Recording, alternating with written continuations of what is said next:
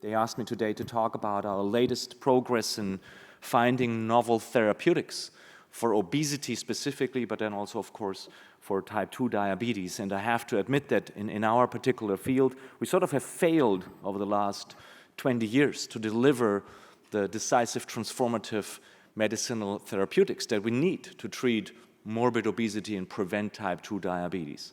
The way we are still offering to treat morbid obesity is the following, that we actually, in spite of knowing about gut-brain signaling, etc., cut people open, or have the surgeons do so, and give them a gastric bypass.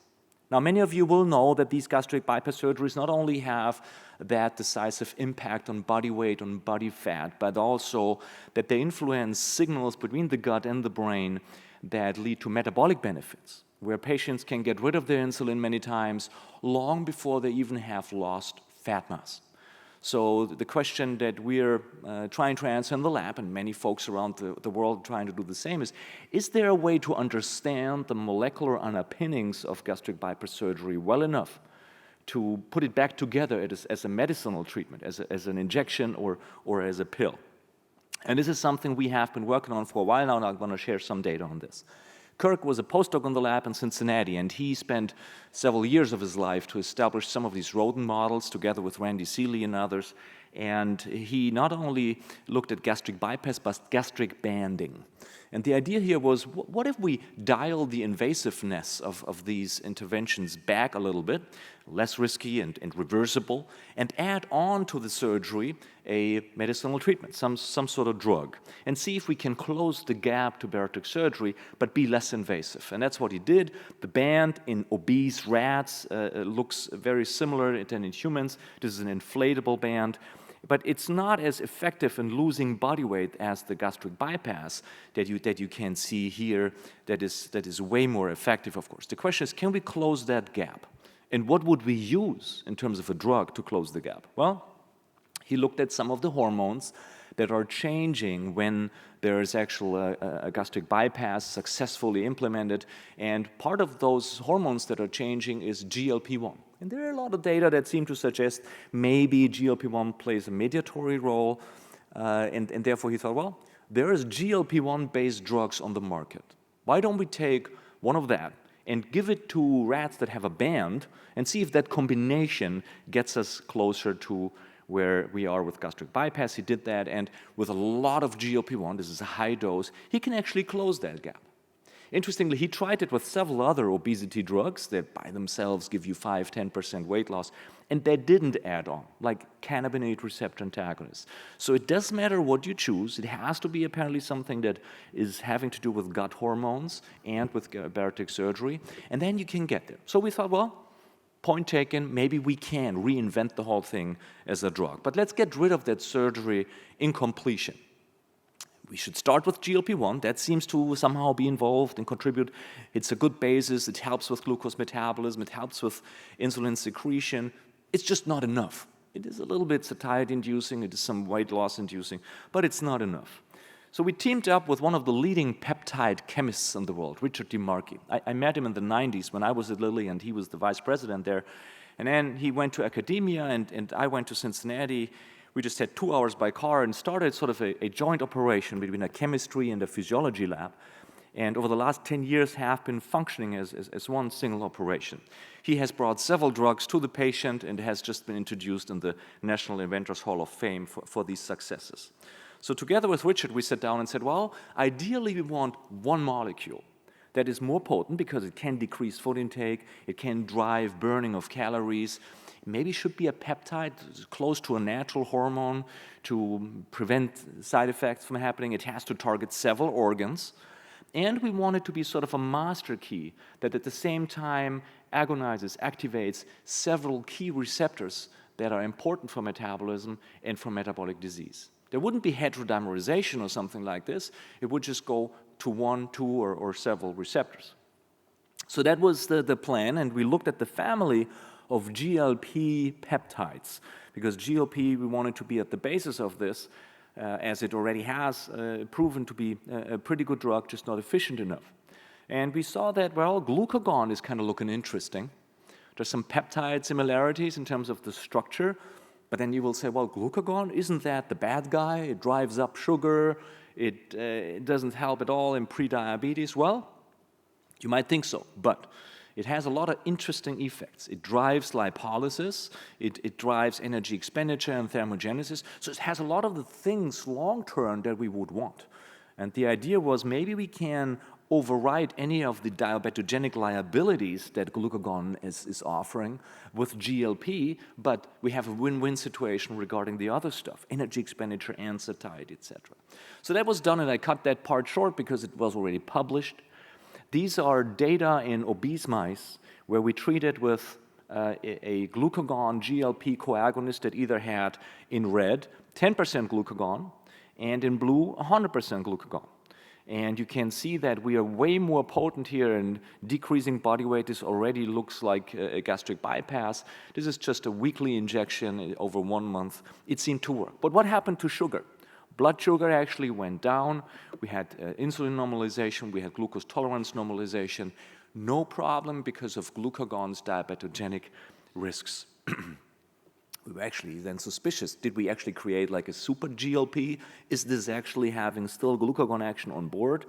It seemed so, because when we looked at mice that have no GLP-1 receptor, knockout mice for that receptor, we still can drive down body weight and fat mass with just the glucagon in the molecule, although now we're missing the GLP effect and we're missing the synergy. How that exactly works isn't clear, but we know it has been repeated numerous times. Actually, I don't think there's any pharmaceutical company around the world that doesn't have now one of these molecules. They're all trying to repeat this, and many of them are in the clinic now. So we hope to present you clinical data on these compounds in the very near future. These here are data out of Merck that replicate everything we did preclinically in mice and rats. That this isn't just a mouse and rat treatment is indicated by these studies out of Steve Bloom's lab at Imperial College. He has not used these molecules yet, but co-infused GLP and glucagon and shown that that helps with energy expenditure and with food intake and with body weight loss. So overall, the principle seems to be something that can be translated into humans. Mechanistically, we've made a little bit of progress. Kirk again and some colleagues at the Charité at University in Berlin have shown that when you take glucagon and you infuse it in mice, rats, people, you can also throw it on cells, you always find that one factor is going up, FGF21, which by itself is an anti-obesity candidate coming from muscle, liver, and having impact on the brain and fat. And it turns out that the body weight effects you see here on the left of just pure long-acting glucagon are gone when you remove FGF21 from a mouse. So it seems to have something to do with the mechanism. It may be that our compounds are also FGF21 secretagogues. And this is not where we are stopping. I want to share one more ongoing trial with you. We can now actually take this drug and combine it with something like leptin to have a triple action approach. When we do so, and these are mice that are diet-induced obese, they stay on sort of a McDonald's diet, leptin has no effects here in red. Just that you can see there's separation between blue and green. And this is exactly at a point where some body weight was lost in these mice, and the GLP glucagon has achieved enough benefits that leptin action comes back. So suddenly leptin on top of the co-agonist gives you additional benefits. And we thought it was very interesting. What we're trying to do now is take this point here where they're separating and trying to find new molecules, targets, where we think the key is hidden, how these co-agonists give us leptin action back, overcome obesity. So what's the downstream mechanism? And that has been an uphill battle because we have been for years grinding up hypothalamus tissue. We have then done laser microdissection of nuclei. But now with this method that Jeff Friedman, who's a scientific advisor at our institute, has kindly taught us, the phosphoribotrap, we have made some major progress. This uses S6 protein phosphorylation at the ribosome as an indicator that that cell has responded to a pharmacotherapy.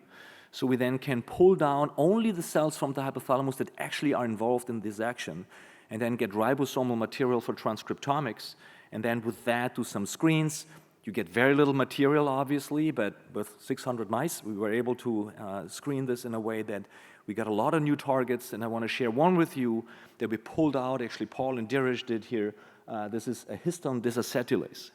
It's involved in epigenetics, if you so want. It's regulated by fasting and feeding. It is associated with the melanocortin system, POMC. When you knock it out, you have massive leptin resistance, and no action is to be seen when you give leptin.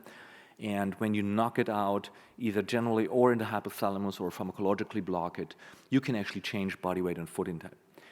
So just to show you that these new drugs also help as a tool to get closer to the actual molecular basis of how body weight and energy metabolism is regulated in the brain.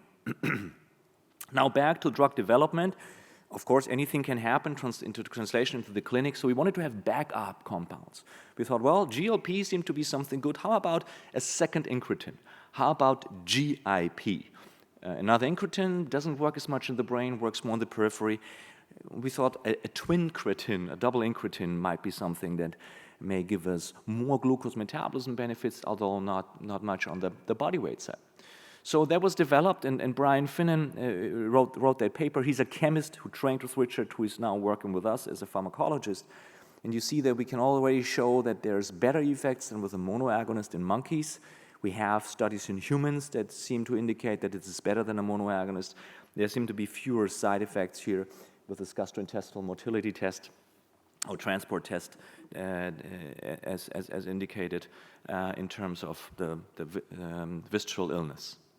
Now, what was puzzling us when we looked at rodents is that, as a matter of fact, we also have body weight loss that's driven by this GLP-GIP, which, based on knockout mouse data of the GIP receptor, wasn't what we would have expected. And there's clearly something about the incretin biology and the interaction between these peptide hormones that we need to understand better.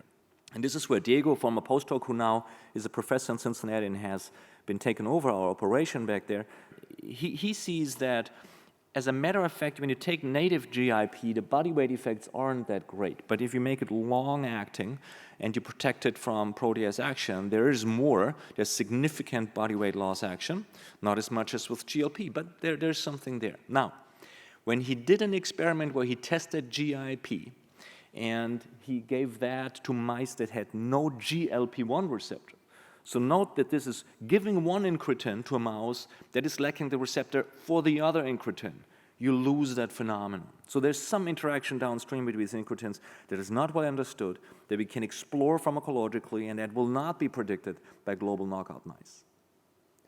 So now we said, well, that's all great. Both compounds are progressing in the clinic. And how about a tri-agonist, a GLP, glucagon, GIP, single molecule polyagonist? And that has the same principle. It co-agonizes 3 receptors, of course, 1 molecule at a time, only activating 1 receptor, but with a dose and balance, this goes out to activate all 3 systems. This is the way this looks, and I think this is a very informative slide because it tells you we're not sticking peptide hormones together, we're not gluing them together. We're taking a glucagon, and then we're exchanging amino acids so that, as you can tell here from the color coding, either have a GLP, GIP, or glucagon amino acid at a certain point. There's some amino acids in certain positions that you find in 2 of them, and some that you find in all 3. And there's only 2 or 3 that are actually not in any of them. Plus there's the famous CAX tail that differentiates exendin from GLP, makes it more long-acting and stable. There's a acylation that makes the whole thing also more long-acting, and it's protease protected. So this is how these molecules looked, and it took us 4 years to find the right balance and to find the way to put the right amino acid at the right position. But now, this just got published recently in Nature Medicine, we can show that these tri-agonists seem to get closer to a joint reflection of the underpinnings of bariatric surgery by combining enough hormones to change the set point in the brain. And you can tell it's more potent than the dual agonist, the GLP-GIP co-agonist. These are doses here where you would see nothing with a GLP monoagonist. It drives food intake down, fat mass, it treats fatty liver disease, it improves glucose tolerance, insulin levels, insulin resistance, cholesterol. Basically, the entire metabolic syndrome can be reversed with a single molecule tri-agonist.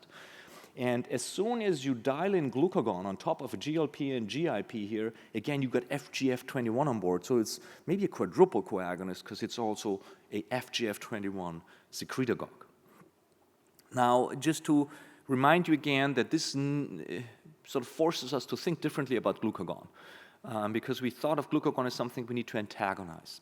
But now we can tell that in the presence of other peptide hormone action, if you dial from 0.1 to 5% to 100% glucagon into a molecule, you have more body weight loss. And that's sort of the new glucagon biology that we're trying to take advantage of, and that so far has proven successful also in translation to the patients. Again, these tri-agonists actually need all three pathways, because if you knock out each one of the target receptors, you lose some of the metabolic benefits. So it's truly something that targets all three systems.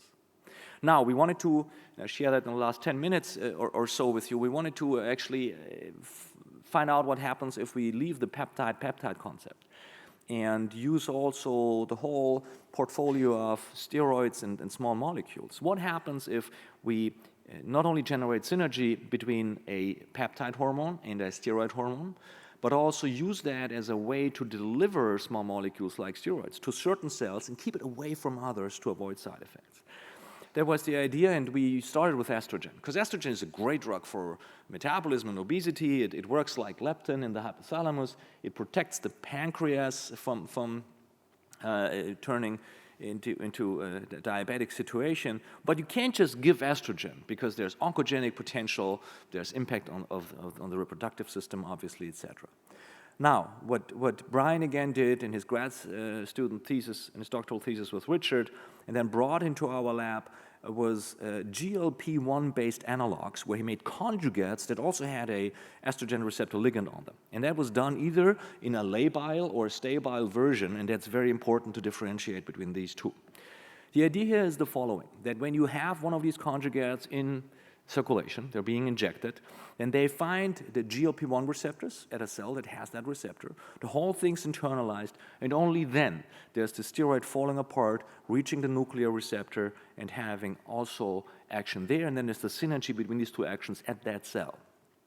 Now, if you have no GLP-1 receptor in certain tissues, you won't have any action, because the stable conjugate won't let the steroid go anytime ever in circulation. It only happens inside the cell. So you protect these cells from both GLP and steroid actions. Now, with that concept, the data have been published. We actually achieved another success, because the stable conjugate allowed us to decrease body weight even further. And that, I think, has a lot to do with accumulation of estrogen in the right cells in the hypothalamus, where they act similar to leptin. Now, with the labile conjugate here in blue, you don't get that, because it falls off, gets diluted, goes everywhere, and you're not causing any desired effects. But you may cause some side effects. Now, in terms of desired effects, here are some pictures of a mouse that easily gets diabetic, the New Zealand obese mouse, probably a polygenic type 2 diabetes-like model. And what you see here is, this is the healthy islet. This is on a high-carb, high-fat diet. The islet gets destructed, and GLP-1 helps to protect from that a little bit. But here's what GLP estrogen does. You see that this is much more potent in protecting the islet from these detrimental effects of nutrient toxicity. In terms of side effects, we used, for example, uterus size as a readout. And you can tell that with the label conjugate that loses the steroid, which goes everywhere, you have uterus growth on the right side. But with a stable conjugate, you don't have that. And that shows you how we can protect from certain side effects. Maybe more importantly, we can do the same thing regarding tumors. We implanted an estrogen-sensitive tumor in a xenograft model. And you can see here how estrogen pellets can drive growth. Also, the label conjugate in blue drives the growth. But in red, the stable conjugate doesn't, because it doesn't make the estrogen available for the tumor. How that exactly works, again, isn't trivial. It apparently employs both classic alpha and beta estrogen receptors. And it is going beyond just making a peptide more lipophilic with a steroid on it, because Brian then made a couple of conjugates that had like bile acids on it, things that were structurally similar but wouldn't have estrogen receptor action, and then we didn't have these benefits. So it really requires the estrogen receptor system. A lot of it, although, however, is going through the brain, because when you knock out the GLP-1 receptors, the receptors for the carrier, only in the brain, you lose the body weight benefits of estrogen. So that tells us that transport into the hypothalamus likely is key here. And the gene programs that are being turned on that you see below are speaking the same language. Now that got everybody excited in the lab, and they said, well, you can get stuff now to the brain. Now we want to deliver other small molecules to the hypothalamus. And there's one story here that we're particularly interested in that we developed over the last couple of years, that in obesity in the hypothalamus there is an innate immune reaction or even inflammation that involves astrocytes and microglia and cytokines in response to high-fat, high-sugar diet. And I think Julie Chowan has told you about this earlier at this conference, that we think that if this inflammatory process happens indeed in the very center of body weight and energy metabolism, glucose metabolism control, it can't be a good thing chronically. So if that matrix interaction in the hypothalamus is something where inflammation should be blocked, maybe we can deliver with our shuttles, with our peptides, something anti-inflammatory into the brain. And this is what we intended to do by putting a dexamethasone on a GLP. That is unpublished data, but the intention was, again, that this would reach hypothalamic areas with this astrocytosis and microgliosis and cytokine secretion and have positive effects there. Now here's the first data. We have a couple of different conjugates, either more or less stable. Christopher, Brian, and Ben worked on this. And indeed, we can decrease hypothalamic TNF expression. And that gives us body weight decrease on top of GLP alone. Now, some of you might say, well, wait a moment. This isn't what we see in Cushing patients, right? How would you decrease fat mass when you give glucocorticoids? But this is something very different. Here we have a diet-induced rodent obesity insulin resistance model, where we give a bunch of GLP, which also changes the picture with its action, and then we deliver glucocorticoids only to a small subset of cells. But there we have cumulative action and synergy with GLP-1. So apparently when you do that, then you have the benefits of treating inflammation in metabolically stressed tissues. Now again, we can keep that away from certain other tissues where you would expect side effects, like the thymus. Systemic dexamethasone would up and down regulate canonic gene expression pathways. But our conjugates don't do that, because in the thymus you wouldn't find enough GLP-1 receptors to mediate these effects. Now again, everybody's going wild in the lab and says, well, how about, I like thyroid hormone. That's a great drug for obesity, but you have some side effects. So let's get thyroid hormone to the brain, because Tony Vidal-Puig and colleagues have shown that there's an impact on energy expenditure in the brain. So let's try that. We made a GLP T3, and indeed, we can get body weight down further with a GLP T3 as compared to GLP-1 or T3 alone. So that combination again helps, and apparently we can deliver T3 to places in the brain where it helps with body weight loss. This has to do with more energy expenditure and with more brown adipose tissue activity, probably through the sympathetic nervous system. Again, the proof that this has to do with the GLP-1 system and our vehicle carrier does what it's supposed to do is shown here, where in mice that have no GLP-1 receptors, you have no benefits of that GLP-T3. It doesn't do anything if it doesn't have the vehicle target. Now, a lot of this happens again in the brain, because when you remove GLP-1 receptors from the brain only, you're losing almost all of the effects. There's a little bit left, which is probably mediated in the periphery. Now, we said we have so many drugs now that are on the way in the clinic that help with body weight. We should be more specific in terms of a personalized metabolic medicine. Fatty liver disease is a big problem. And thyroid hormone, if we could deliver it to the liver, could help with lipid metabolism there. So let's try that. And it was done, and it's also not published yet, but we now have a glucagon T3. Glucagon should deliver small molecules to the liver more than to the brain or other organs. And a glucagon T3 doesn't do anything to body weight, but it helps with hepatic steatosis, and it helps with cholesterol. It drives down cholesterol in plasma, it drives down liver cholesterol. This is a glucagon T3 that, by the way, doesn't do anything bad to glucose tolerance, etc., but it helps with driving down cholesterol, improving lipoprotein profiles, and doing the same thing in mice that are a little bit more similar to human cholesterol situations like LDL or knockout mice. Now, we had to prove that this isn't just some coincidence, that indeed the liver glucagon receptor and the liver thyroid hormone receptor are mediating this. So we tested the whole thing in collaboration with a number of scientists around the world in glucagon receptor knockout mice, liver-specific glucagon receptor knockout mice, and we lose the cholesterol impact here. So you need the glucagon there. And when we then worked with colleagues in Lyon on thyroid hormone receptor knockouts, removing only the thyroid hormone receptor from the liver, giving our compounds, we lose it too. So you do need the collaboration between these two receptors, specifically in the liver, for that cholesterol impact. In other words, we have proof we can steer now steroid hormones to certain organs and away from others and have them synergize with a peptide of our choice. The mechanism of that we're working on, the usual suspect pathways that you would expect are regulated in the right direction. Most importantly, we think PGC1 alpha and beta are heavily involved, and we're currently testing these compounds in loss of function of the PGC1 players in the liver. Now, in the end, we need to show that we can deliver thyroid hormone in humans, hopefully, to the right organs without causing the expected side effects, which would be mostly cardiovascular system toxicity.